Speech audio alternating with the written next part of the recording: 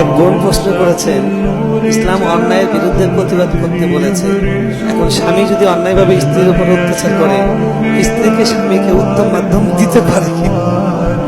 ইসলাম কি বলে? ও আচ্ছা, এখন সৎ কাজের আদেশ দিতে হবে, অসৎ কাজের বাধা প্রদান করতে হবে। স্বামী যেহেতু অসৎ কাজ করতেছে বিধায় বাধা প্রদান করবে, কিন্তু বাধা প্রদান করার মানে কি উত্তম মাধ্যম দেওয়া? উত্তম মধ্যম দেওয়া যদি বাধা প্রদান করার মানেই হয়, তো যিনি প্রশ্ন করেছেন আপনি নিজে কি ফেরেশতা? দুধের দোয়া আপনার কি উল্টাপাল্টা হয় না? তার মানে কি আপনিও নিয়মিত উত্তম মধ্যম খান যে আপনি সেটা পাল্টা দেওয়ার কথা বলতেছেন? আর এই উত্তম মধ্যম দেওয়ার পরে এরপরে উত্তম মধ্যম না হইয়া উত্তম উত্তম যে পড়বে না, সেটা আপনি কিভাবে নিশ্চিত হবেন?